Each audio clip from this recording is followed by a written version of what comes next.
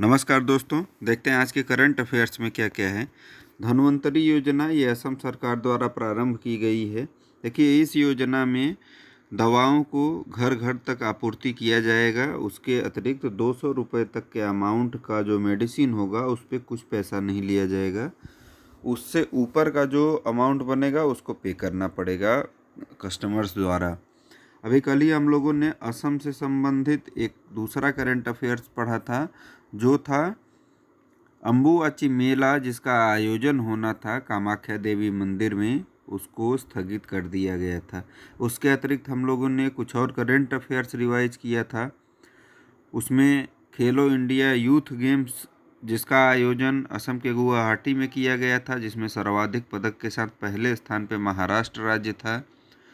और उसके अलावा कुछ नेशनल पार्क्स के बारे में हम लोगों ने स्टैटिक पोर्शन से जाना था, जैसे कांजीरंगा नेशनल पार्क, आरंग मानस, ये सभी असम में ही हैं। उसके अतिरिक्त एक डांस है असम का जो बहुत प्रसिद्ध है, बार बार आपसे पूछा जाता है, वो है बिहू।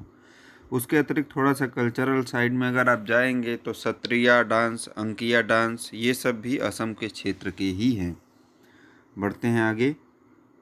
प्लाज्मा थेरेपी प्रारंभ करने वाला पहला सरकारी अस्पताल KGMU हो गया, किंग जॉर्ज मेडिकल यूनिवर्सिटी।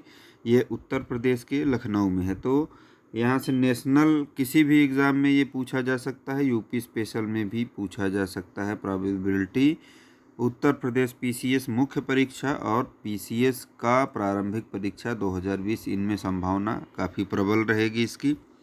उसके अतिरिक्त भारत की पहली प्लाज्मा डोनर स्मृति ठक्कर बनी है, तो ये नाम भी आप याद रखिएगा।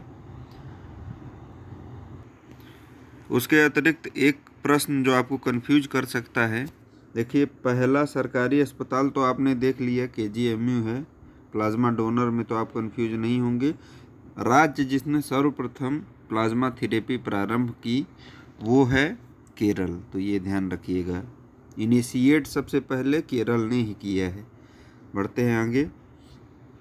कोविड-19 पर सार्क स्वास्थ्य मंत्रियों की वर्चुअल बैठक। देखिए, पाकिस्तान ने इस बैठक की मेज़बानी की, और आपको याद होगा सार्क की अभी बैठक भारत के प्रधानमंत्री नरेंद्र मोदी जी के आह्वान पर वर्चुअली किया गया, और उसमें एक फंड भी इनिशिएट किया गया प्रधानमंत्री द्वारा, जिसका इनिशियल अमाउंट था $10 मिलियन। आपको ध्यान होगा, मैंने आपको पढ़ाया था करंट में।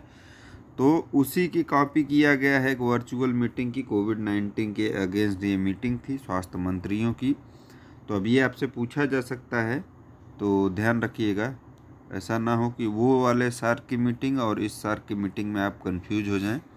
वो अपेक्स मीटिंग था और ये स्वास्थ्य मंत्रियों की मीटिंग थी। ठीक है, तो आगे देखते हैं।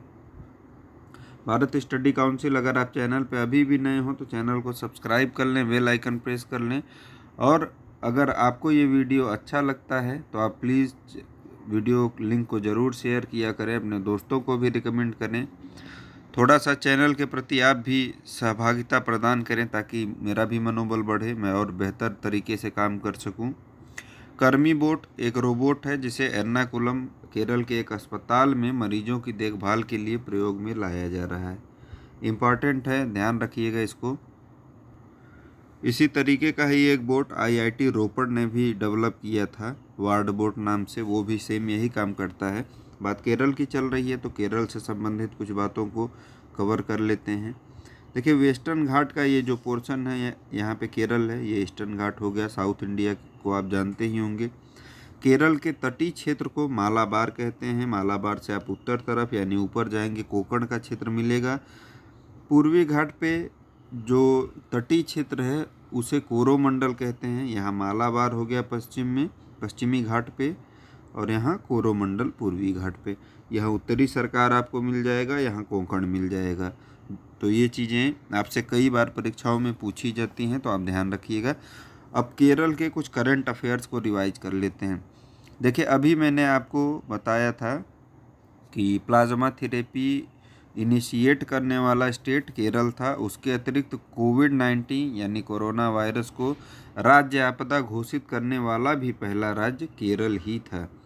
ठीक है, उसके अतिरिक्त केरल को ग्लोबल डेस्टिनेशन अवार्ड दिया गया है। अभी एक योद्धा ऐप ड्रग माफियाओं को बैलेंस करने के लिए उनके जो है गतिविधियों पे सामाजिक या सामूहिक निगरानी रखने के लिए एप्लीकेशन लॉन्च किया गया है, जिससे लोग सूचनाएं दें और उचित कार्यवाही की जा सके।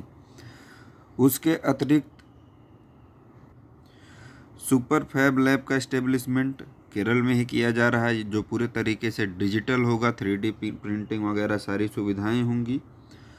और CN रामचंद्रन, ये नाम आप मत भूलिएगा, सबरीमाला मंदिर में जो ज्वेलरीज हैं उनकी काउंटिंग के लिए जस्टिस CN रामचंद्रन की नियुक्ति की गई है, जो मेजरमेंट करेंगे कितने ज्वेलरीज हैं, उनका अमाउंट क्या होगा, ये सब सारी चीज़ें वहाँ पे काउंट की जाएंगी। बढ़ते हैं आगे। सऊदी अरब ने नाबालिगों को मृत्यु दंड के प्रावधान से मुक्त कर ही दिया, साथ ही साथ 10 साल से अधिक की जो सज़ा का प्रावधान था उसको भी समाप्त कर दिया। तो यहाँ से काफ़ी चीज़ें ठीक रहेंगी, उनमें सुधार होने का एक मौका दिया जाएगा। इसके अतिरिक्त एक और सुधार हुआ था अभी सऊदी अरब में, जो पिछले करंट अफेयर्स का वीडियो जो रेगुलर देखते होंगे उनको पता होगा कि कोड़े मारने की प्रथा को भी सऊदी अरब ने समाप्त कर दिया। उसके अतिरिक्त एक इम्पॉर्टेंट चीज़ आप बिल्कुल मत भूलिएगा, फाइनेंशियल एक्शन टास्क फोर्स का पूर्णकालिक सदस्य अभी हाल ही में सऊदी अरब ने खुद को उसका सदस्य बनाया है। तो ये चीज़ें, फाइनेंशियल एक्शन टास्क फोर्स का पूर्णकालिक सदस्य बना है सऊदी अरब, तो ये ध्यान रखिएगा। संपर्क बैठक ऐप, देखिए ये एप्लीकेशन हरियाणा सरकार ने इनिशिएट किया है, जिसमें 5वीं यानी प्राथमिक स्तर पे जो बच्चे हैं उनको एनिमेटेड वीडियो के माध्यम से प्रशिक्षित किया जाएगा, उनको पढ़ाया जाएगा। अब बात हरियाणा की चल रही है तो कुछ करंट अफेयर्स भी मैं रिवाइज करा दे रहा हूँ। देखिए एक बुक मैंने आपको बताया होगा, बुक जो पिछले करंट अफेयर्स के वीडियो में, चूँकि वो बुक काफ़ी इम्पॉर्टेंट है इसलिए मैं आज फिर से उसे रिवाइज करा रहा हूँ। उसका नाम है a commentary and digest on Air Act 1981, 1981। ठीक है, इस बुक के लेखक हैं के खंडेलवाल और इसको रिलीज़ किया था हरियाणा के मुख्यमंत्री ने। लेकिन जो बुक का इम्पॉर्टेंस है वो आप इसके नाम से ही समझ सकते हैं, a commentary and digest on Air Act. तो ये बहुत इम्पॉर्टेंट बुक है, के खंडेलवाल ने लिखा है, इसको ध्यान रखिएगा। इसके अतिरिक्त सूरजकुंड शिल्प मेले का भी आयोजन हुआ था, आपको पता होगा। उसमें फोकस कंट्री था उज्बेकिस्तान और थीम स्टेट था हरियाणा, थीम स्टेट था हिमाचल प्रदेश। हरियाणा में तो ये हुआ ही था।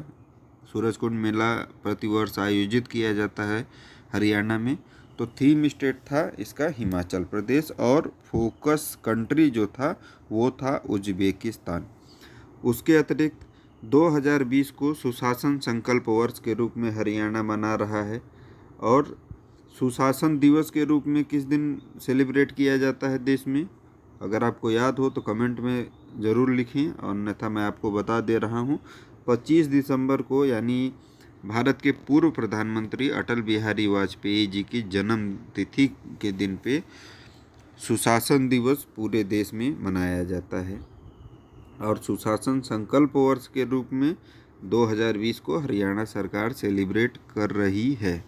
तो इस वीडियो में इतना ही, उम्मीद करते हैं जो भी यहाँ पे जानकारी दी गई वो आपके लिए ज़रूर कारगर होगी। देखिए जानकारियाँ बहुत होती हैं, लेकिन मैं उन्हीं को कवर कराना चाहता हूँ जो आपके एग्ज़ाम के पॉइंट ऑफ व्यू से ज़रूरी है। ज़्यादा मैं वीडियो को लेंदी बना के या ज़्यादा इसमें मैटर भर के आपके ऊपर भी एक्स्ट्रा बोझ नहीं डालना चाहता, और वही चीज़ें देता हूँ जो बहुत ज़्यादा इम्पॉर्टेंट होती हैं, प्रोबेबिलिटी एग्ज़ाम में आने की मैक्सिमम होती है। तो इस वीडियो में इतना ही, धन्यवाद।